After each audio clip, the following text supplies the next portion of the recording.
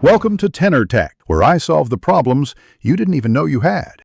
You begin by checking prerequisites. Make sure your iPhone is on a supported iOS release and has enough storage. Once done, delete the revoked app and reboot. This clears cached code signatures. Next, go to Settings, General, then Device Management, and prepare to trust a profile. You will only trust a verified developer. Also, temporarily disable any VPNs or proxies because network interception can break re-signing and certificate checks. Now you're ready for the reinstallation step. You now re-sign and install the app. Obtain the IPA, then choose a signing method that matches your resources.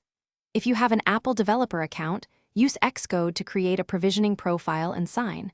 Otherwise, use AltStore or Sideloadly with a trusted signing service. Connect your device and start the sideload. Watch for entitlement or provisioning errors in the install logs. If a signing mismatch appears, regenerate the profile and re-sign. Make sure the app bundle ID and entitlements match the provisioning profile for a successful install.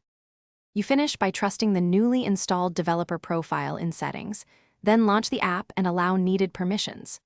If the app still fails or crashes on startup, inspect the device console for codes indicating revoked certificates or missing entitlements. These tell you why it failed. When necessary, revoke the old certificate, generate a fresh certificate and provisioning profile, re-sign the IPA, and reinstall. As a troubleshooting tip, always keep a local copy of the signed IPA.